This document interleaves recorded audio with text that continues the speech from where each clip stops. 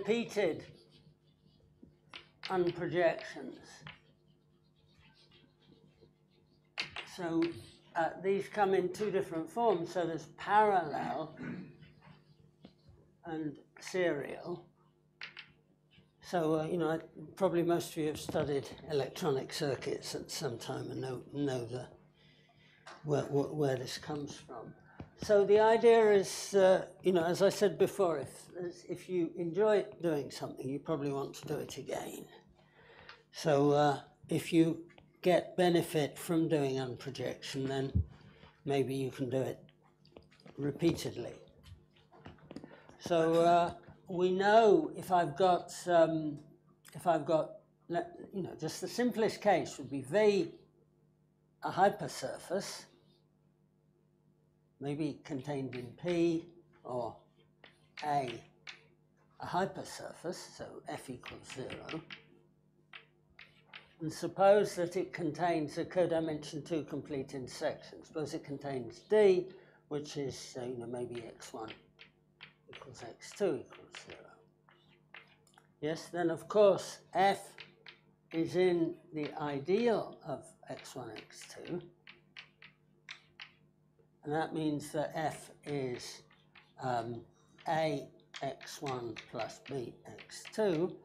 And this means that on V, in the function field of V, or on the, it makes sense to write down, I never get this right, B over x1 equals minus A over x2. Right? And so, and this in effect replaces V by some other, you know, W or something in a bigger projective space, P adjoined S. So this means the linear variables of S, or together with one variable S, or in affine one-dimensional affine space with coordinate S over this A. Yes, with the two equations, S x1 equals B, and S x2 equals minus A. Yes, so what would happen if V contains two of these, D1 and also D2? Then the equation of F would have to be in ideal D1 intersect ideal D2. And, you know, depending on how D1 and D2 are disposed, this might be sort of something that you can calculate easily or something complicated. So the easy case, the nice case, is when D1 is given by x1 equals x2 equals 0, and D2 is given by y1 equals y2 equals 0, and x1, x2, y1, y2 is a regular sequence of length 4.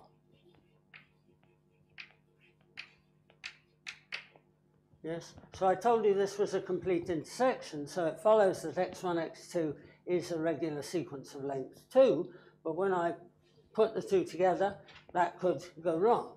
For example, it could happen that D1 and D2 intersect in some way, in which case this would just be false. Yes, and in that case, this I of D1 intersect I of D2 is the same thing as the product ideal. Yeah, so the good thing about this is we know how to calculate it. It's x1, y1, x2, x1, y2, x2, y1, x2, y2. Yes. And then the then both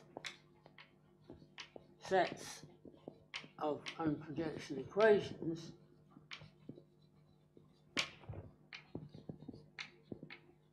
and a bilinear equation for S and T, S times T equals something, come from, so I'm going to write this down, and it's, you know, has a probability of 1 over 2 to the 5th of being wrong. But let me just write down x1, x2, y1, y2, A, B, C, D, there. Yes, so with what I've written, it's certainly wrong, but I have S times Y1 is A times X1 plus D times, you know, and so on.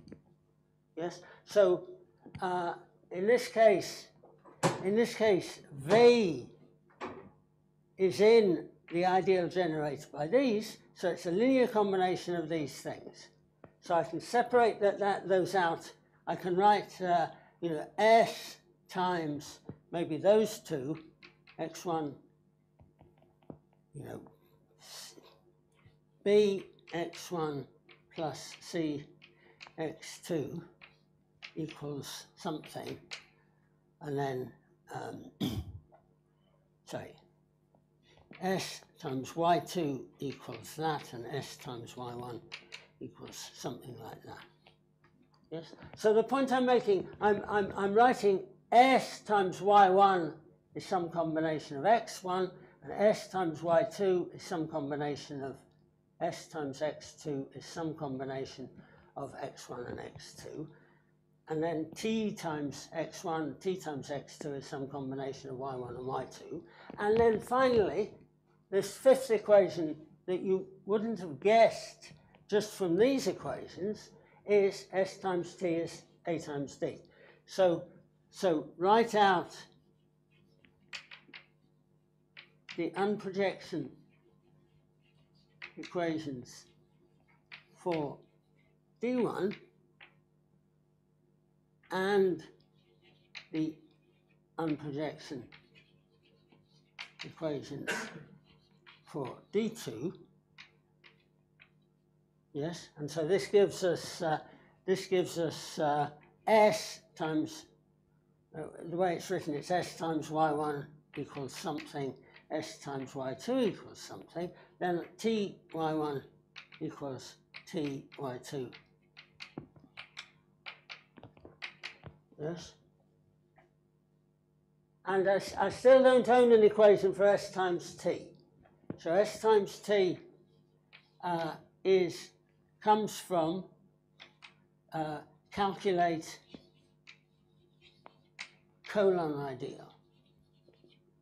So this is, I mean, you know, in algebra, as long as you're actually thinking straight, in algebra this is an easy calculation, or in computer algebra it's a trivial calculation. Just write down these equations, you know, choose these coefficients properly, write these equations properly, and then calculate colon ideal of the 4 linear equations against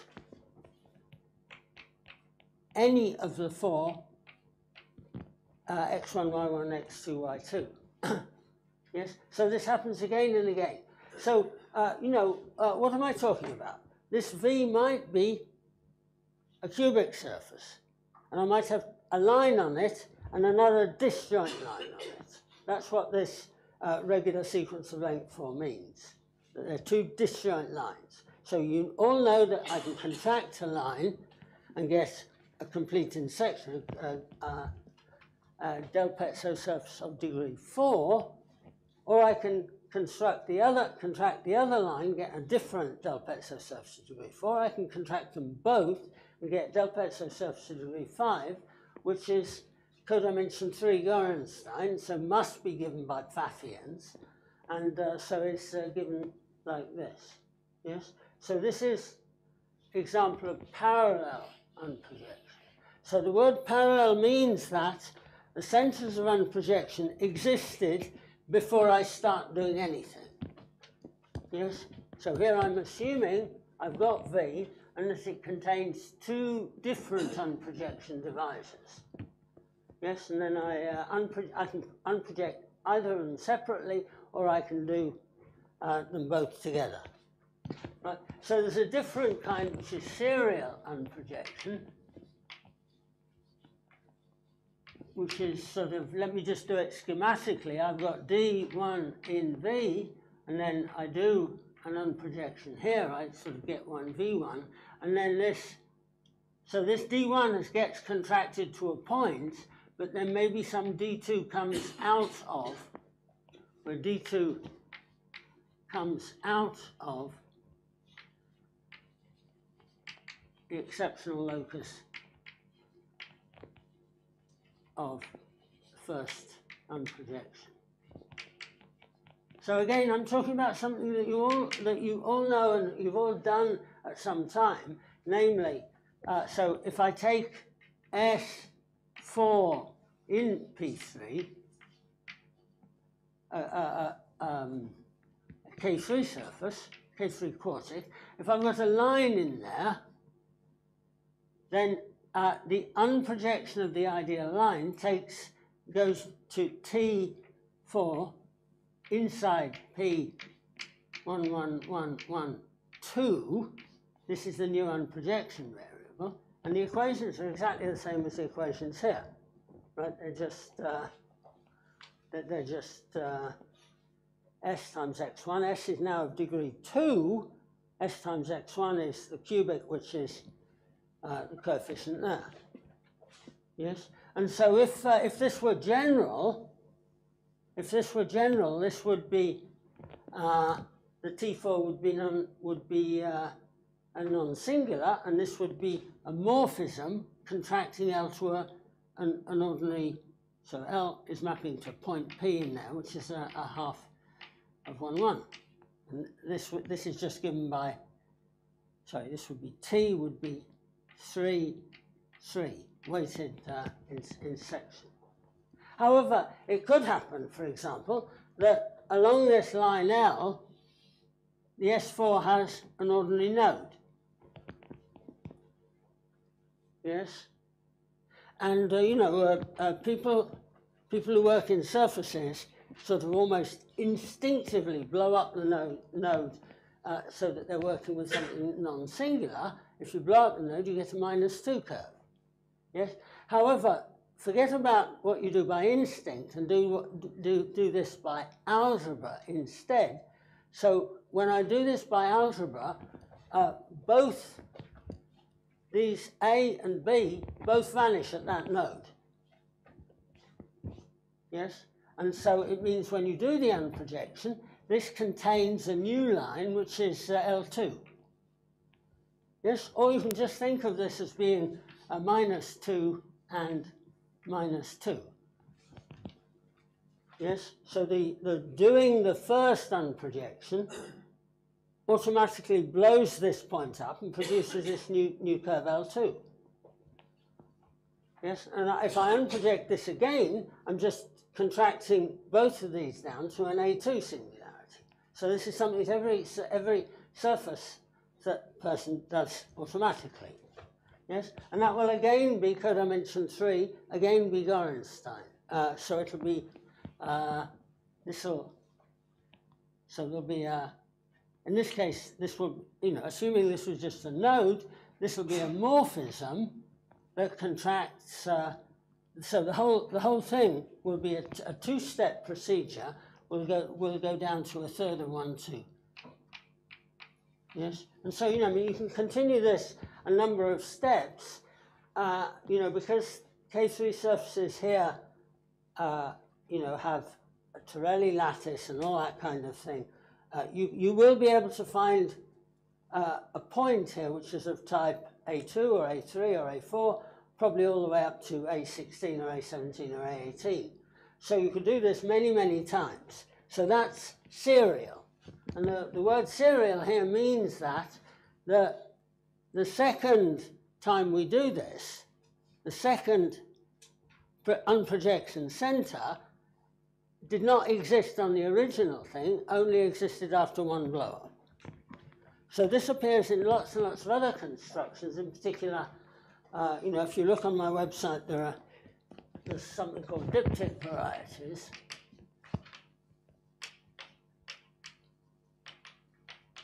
And now we do really very beautiful calculations, you know, the sort of kind of Jacob's ladder-like construction, where one, Jacob's ladder is this toy where you have blocks and you hold it up like that and they're flat, and you turn the block over and then the intermediate blocks all fall down.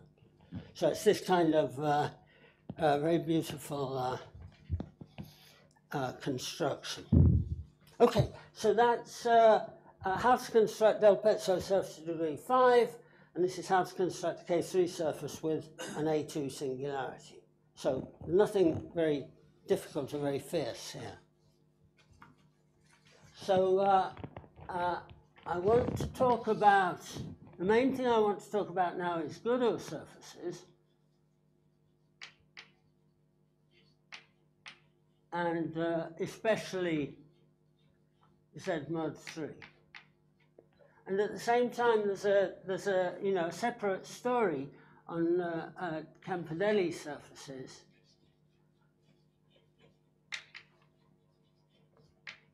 With pi 1 Z mod 6.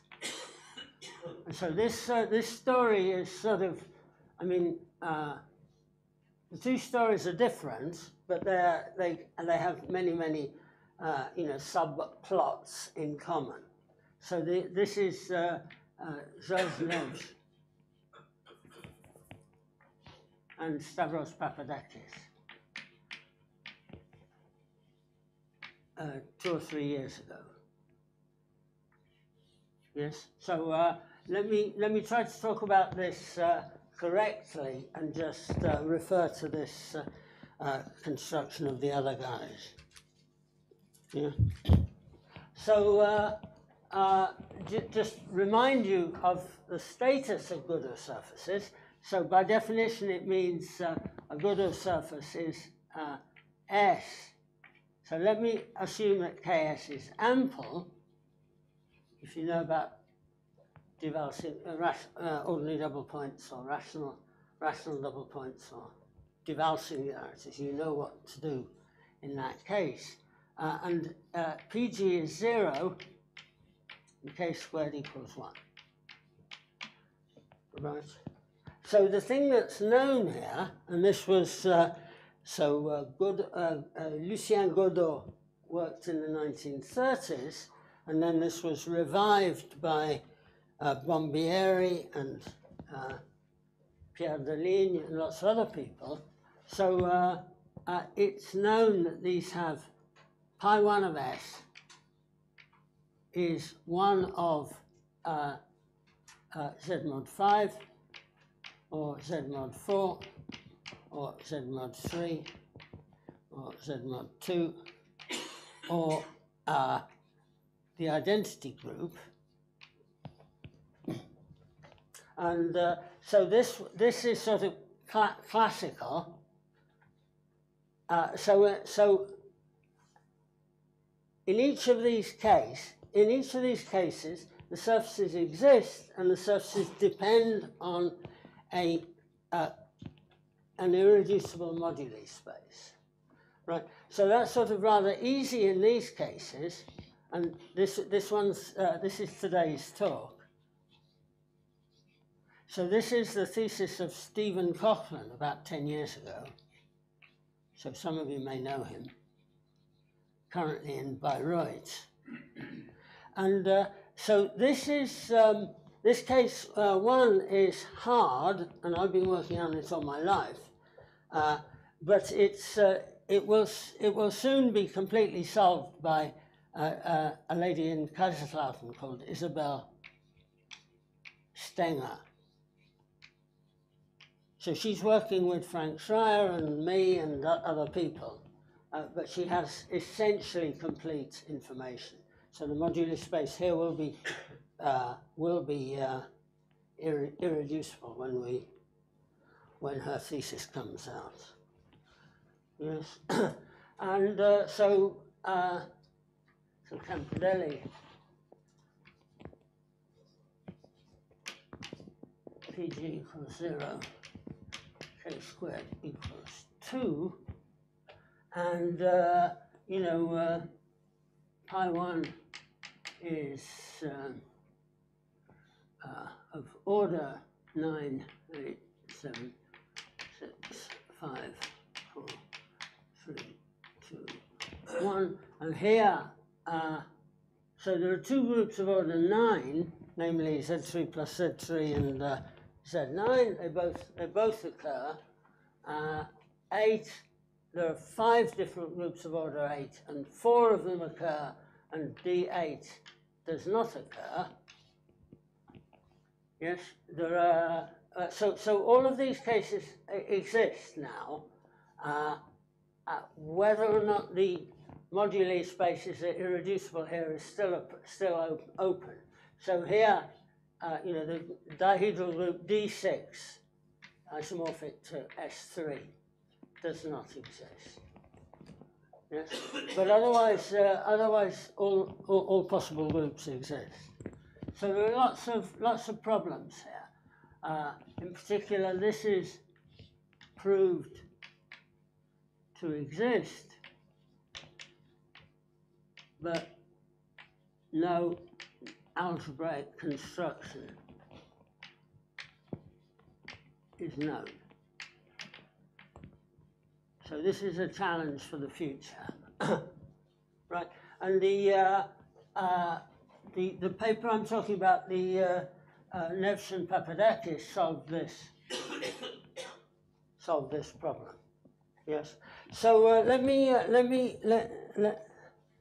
just say I start off with S, and then corresponding to its fundamental group, or possibly to a finite quotient of the topological fundamental group, which is then algebraic, I get some cover here.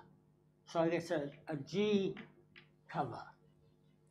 So, you know, you can think of as G as being a finite quotient of pi 1 topological. Or you can think of, usually if G is abelian, then if it's abelian, then A is contained in pic of S, or possibly A dual. And so let me talk about this case Z mod 3, which is the main thing I'm interested in. So let's suppose that S has Z mod 3 in pic S. Yes, and so this means, so let's just talk briefly about the construction. This means I can find O sigma, O of 2 sigma. These are line bundles, and when if I do 3 sigma, I get back to O. O of 3 sigma is isomorphic to O. I'm writing these as divisor classes, right? Then if I do O direct sum O sigma, direct sum O of 3 sigma, 2 sigma, right? I can use this isomorphism to make this into an algebra, make it into Z3 Galois algebra over OS. Yeah, it's just so this defines an unramified. So here's the S, and here is spec of that algebra A over S. Yes. So this is a threefold covering. Yes, and then so we know you know, the algebraic geometry of this S is PG is 2 K squared equals 3.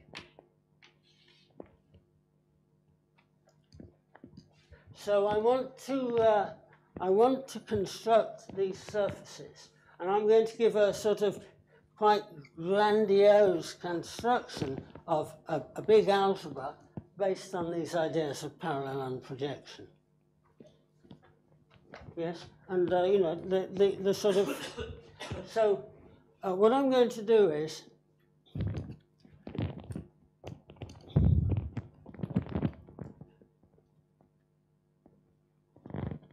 I'm going to have x0, y0, x1, y1, x2, y2, coordinates on some space. So at the moment, you know, when I did algebra at school, you had quantities, and then when I lectured abstract algebra to undergraduates, I always said that these are elements in a ring. And so before you can write down quantities, you have to say what ring they live in. So let me sort of just relax a little bit. I want these to be some quantities in a ring which will be specified later, and I want to look at the intersection of these ideals. Right. So if in whatever ring if they form a regular sequence of length 6, then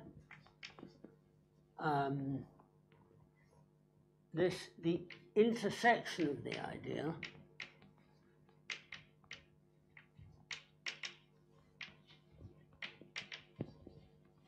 is the product of the ideals. Yes. So if I want to write down the product of these ideals, what I have to do is I have to write, choose something from there, multiplied by something from there, multiplied by something from there. So there are 8 choices. Right? But I want to, so if we assume that F is in a product of these ideals, so product of the ideals, and we assume also that the coefficient of y0, y1, y2 is non-zero, I can normalize.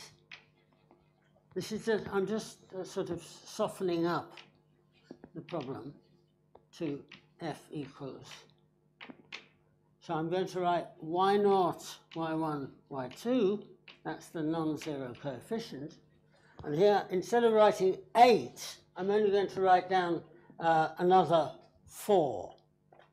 So I'm going to write down here s times x0, x1, x2, plus, and then r0, y0, x1, x2, plus r1, y1, x0, x2, plus r2, y2, x0, x1. Yes? And so if on this side I have y0, y0, y1, for example, times something, then I can just make a change of coordinates in the y2. I can do y2 plus whatever coefficient of y0, y1 is there to absorb any term here into here. Yes? So I can absorb into the left-hand side. Yeah. So I'm just saying. Anyway, I'm going to work with this particular polynomial, right? So this guy here belongs to this intersection of 3.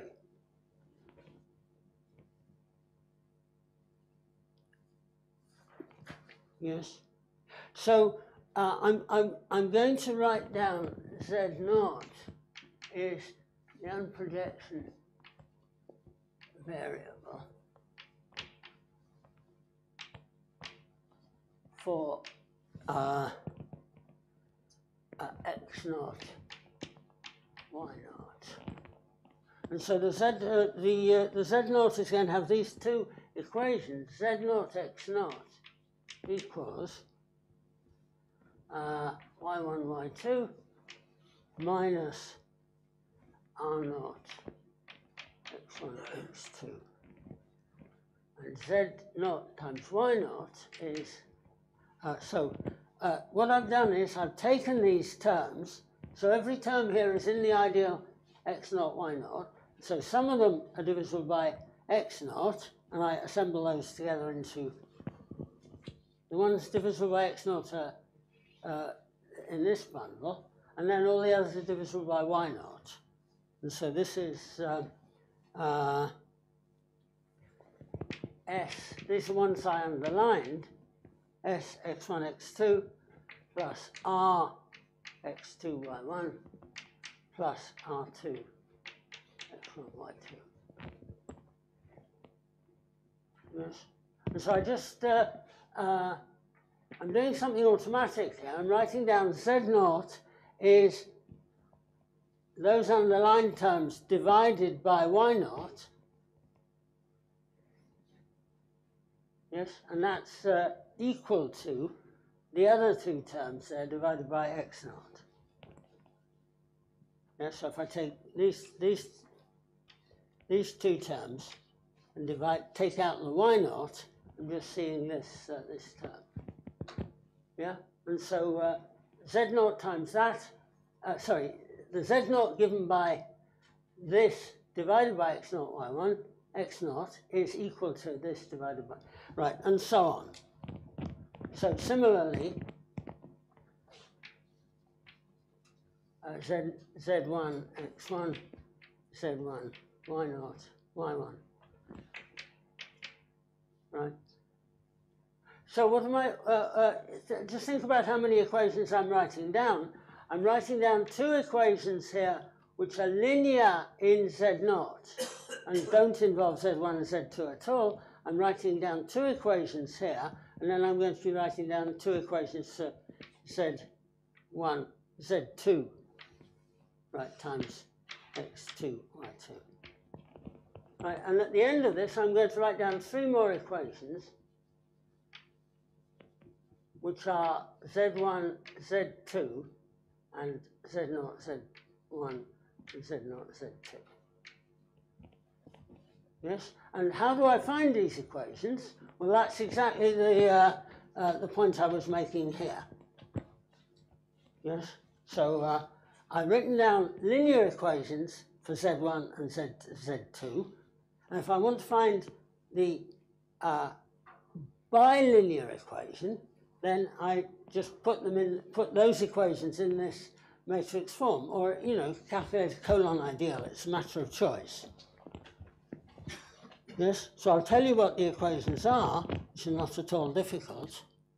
And here, this is, because this is a written document, there's a probability of about 1/2 I get it correct. So let me write down Pfaffian of the 5 4x4 Pfaffians of this matrix, x1, y0, z2, r1, x0, x2, y1, y2, rx0, z1, s, x0, plus r0, y0. Yes, so what am I writing down here? This matrix involves z1 and z2, right? So this is saying z1 times y1 equals that stuff, right? So z1, y1, what I have to write down here is some term which is involves s and times one of the x's, right? So this, that's those terms, and then there's another term here which is involving one of the y's, only one of the y's. Yes? So this says z times x1 equals something, z times y1 equals something, z1. Right, and then similarly for z2, so z2 is multiplying y2 and z2 is multiplying x2.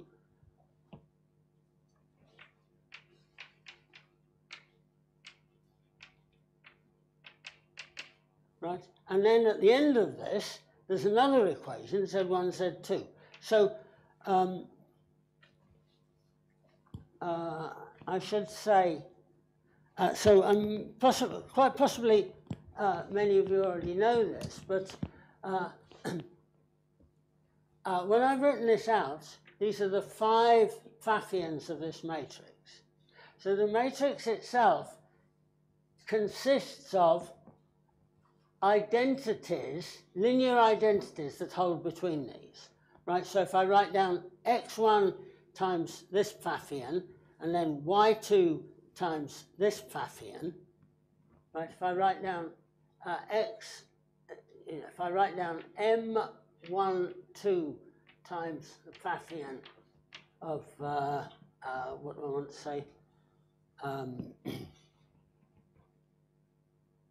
I take the first row, right? I write down the elements, the entries of the first row, m13, m14, m15, and then I take Pfaffians of, so this is everything except for the first row. So here I'm writing down 2, 3, 4, 5. And here I'm writing down similar thing. So this was without 1. This is going to be without. I'm sorry.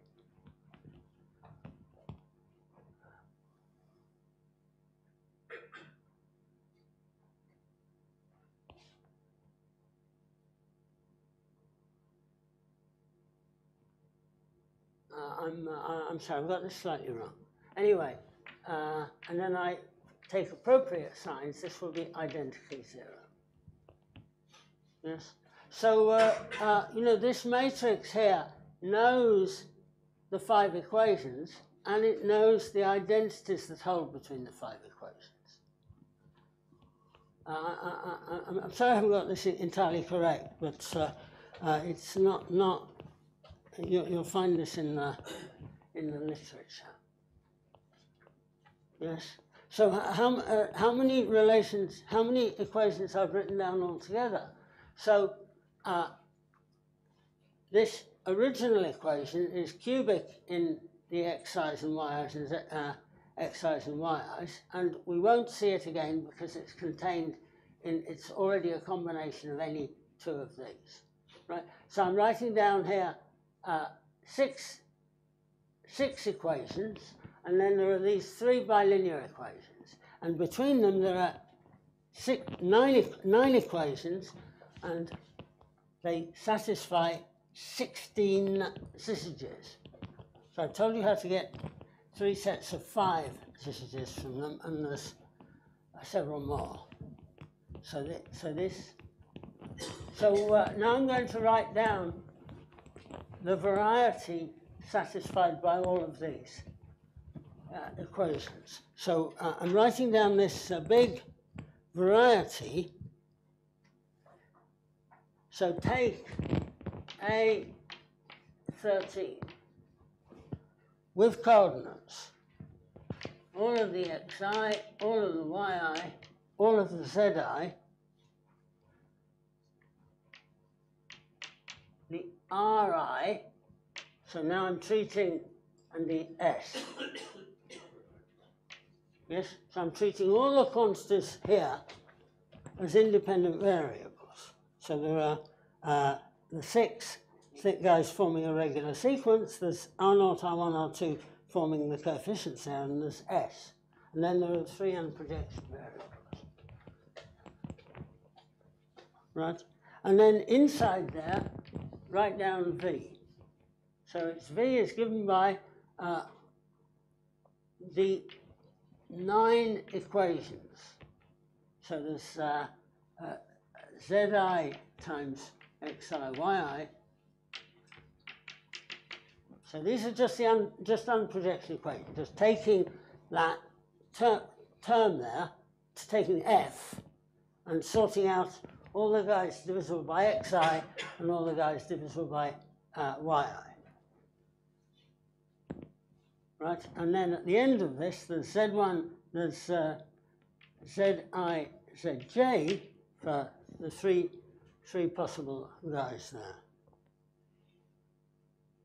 Yes. So this defines an affine. I mean, affine polynomials. I mean, affine subvariety with codimension 4, and it's Gorenstein, and its singular locus is so there's A4 of R0, R1, R2, and S. Right. So where all of the Xi's, Yi's, Zi's vanish, all of these equations are automatically quadratic. Right? Every term in the equation has multiplicity at least 2 along that linear locus. Yes. So how much symmetry does it have? So it has C star, or GM, to the power of 6. Right? And the only thing I'm doing here is I'm saying I can, if I multiply, so diagonal action,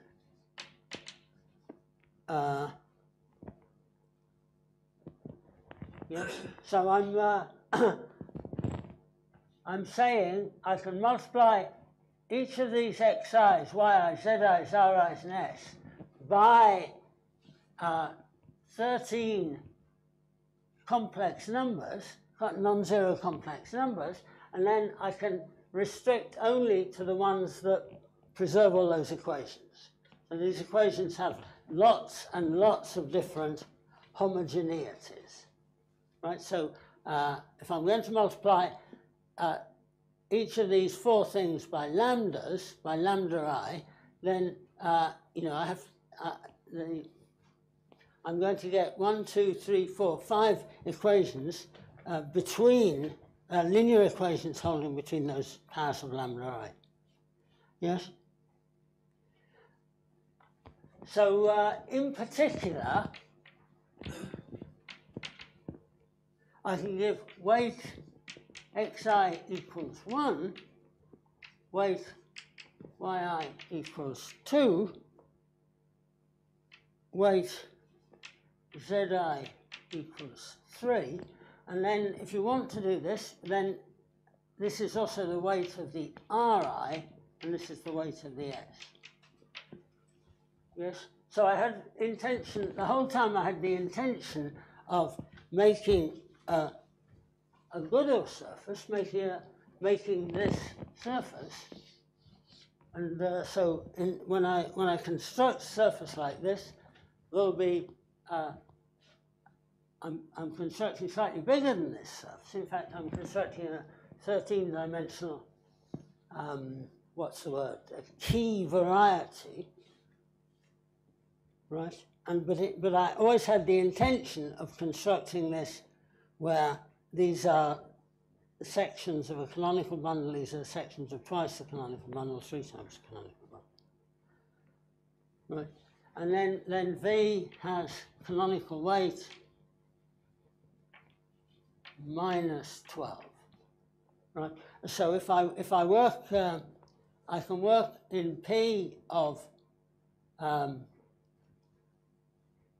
1, cubed 2 to the 6th, 3 to the 4th with these coordinates, and then inside there I've got v.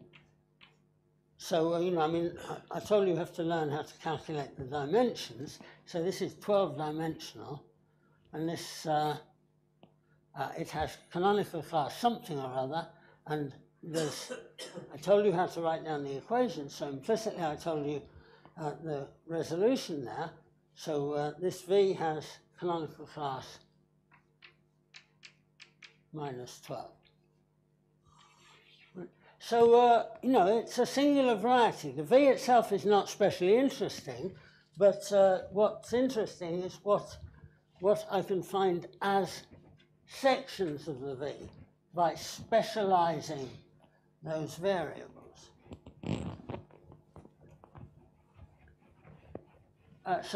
This is called a key variety.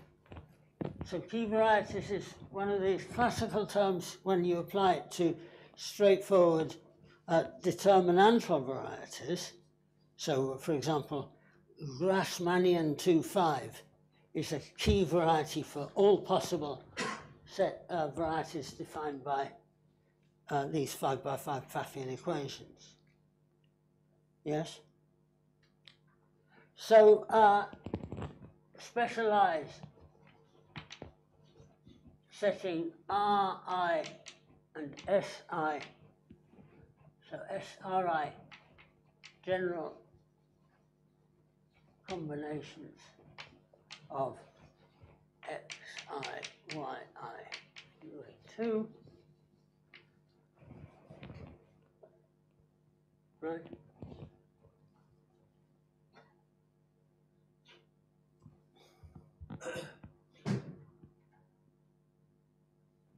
So S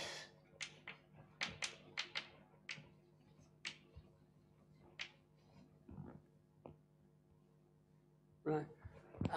If I set x0 plus x1 plus x2 equals 0 and z0 plus z1 plus z2 equals 0, then I get y in P6. So I had 3 x's, and now I've only got 2 of them because I'm writing down this linear combination. Yes, and then I'm left with 2, 2, 2, 3, 3.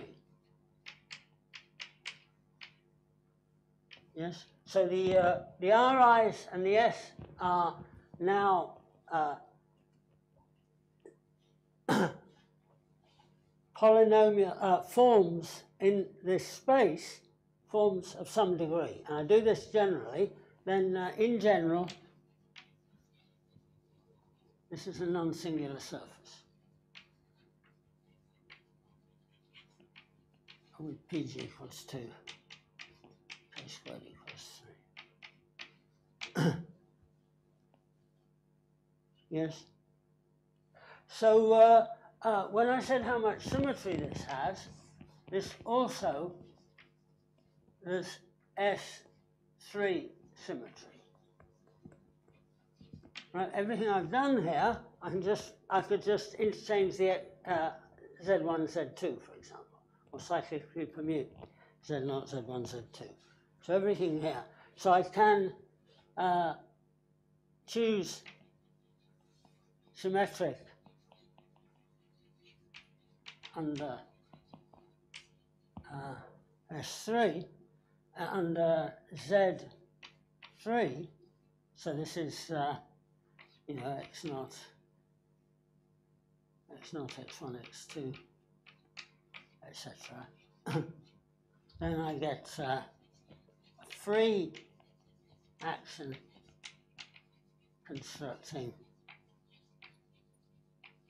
So I get the group Z mod 3 now acts on here, and it's you can make it. You can check that it's fixed point free. There's no action.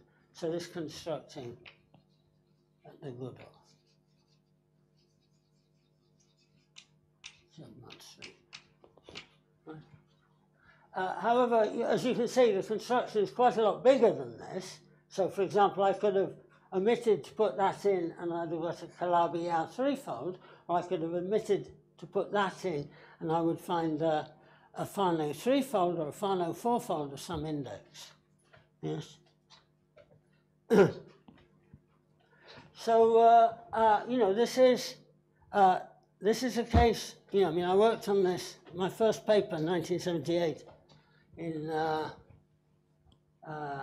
Proceedings of the Tokyo Math Society, constructed these surfaces, and then it was really very hard, and this is an illustration that as time progresses, technology makes problems more approachable.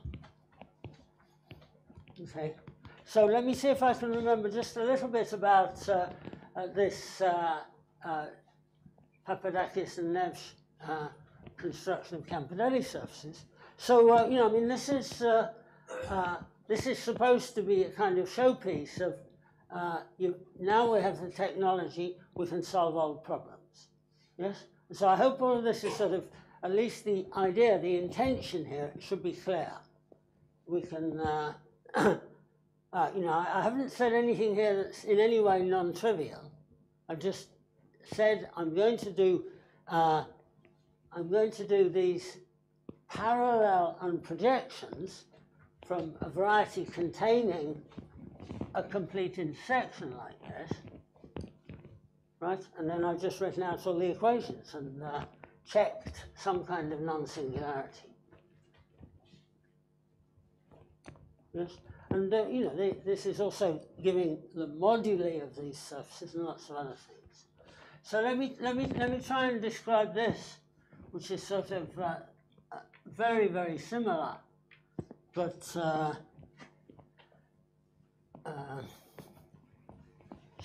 slightly awkward. Sorry, let me clean a different piece of blackboard.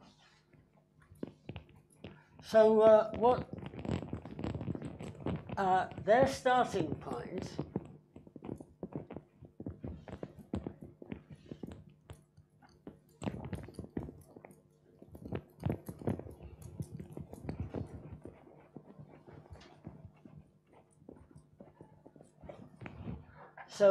their starting point is sort of basically the same.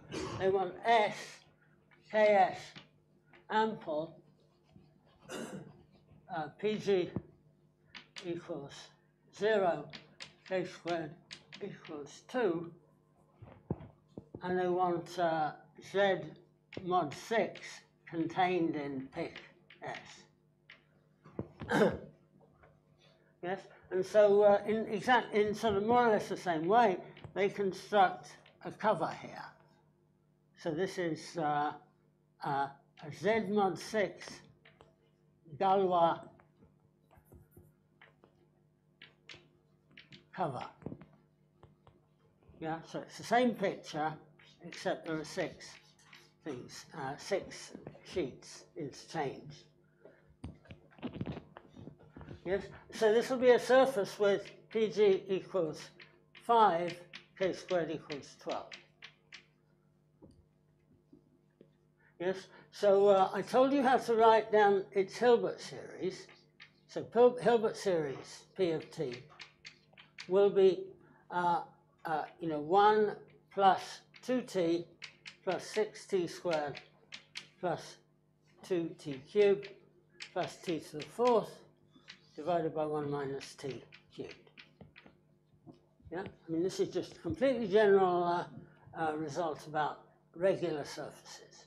So, I mean, this would imply that q equals 0, or just assume q equals 0.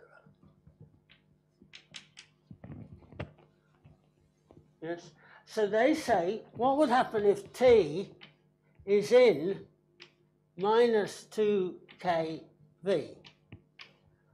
So V would be a Fano of index 1.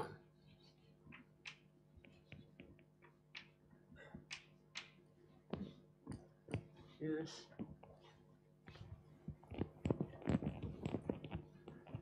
And, you know, so the curious thing is that this formula already knows something about V. So V automatically has a numerical 4 times half of 111. Yes. So what we're going to do is we're going to start off with V in some big projective space, right? With 8 coordinates here. I'm going to call them. They call them. I'm following their notation. X, I, Z, I. Yes. So this is 4 pairs.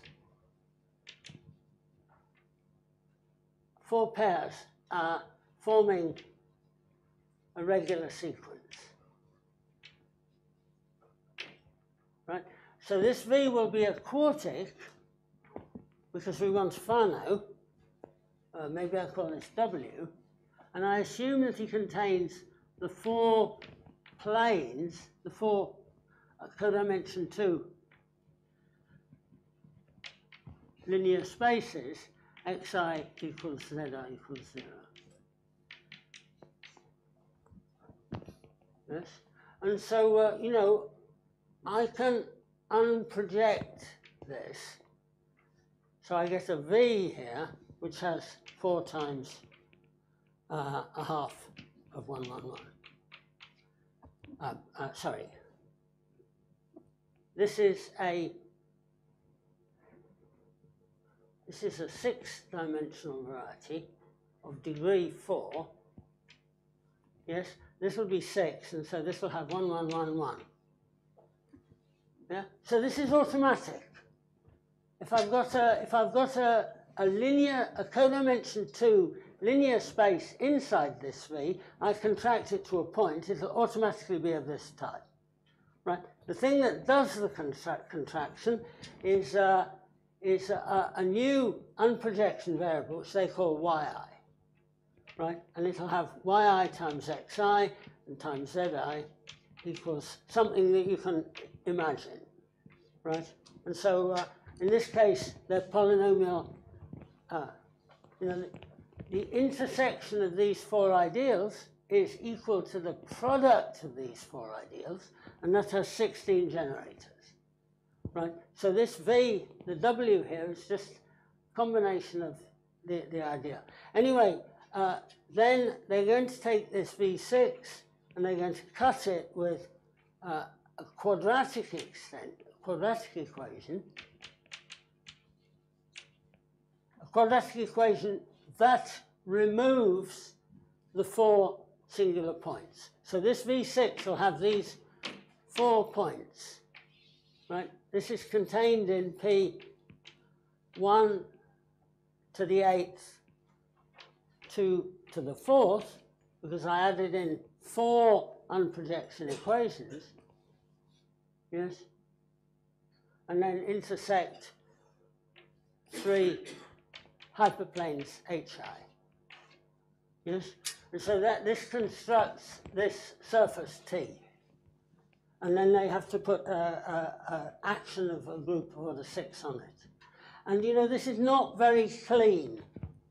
It's not very clean because how do you make a group of order 6 act on a set of 4 points? Right? However, they do succeed in getting it out. And at least they succeed in getting it accepted in a publication. And I believe that it's correct. The referee of the publication believed it was correct. I've checked it and so on. I don't understand it, but you can check that it's true. Yes? And so this is another application of the same idea. Okay, I've gone over time as usual, but okay.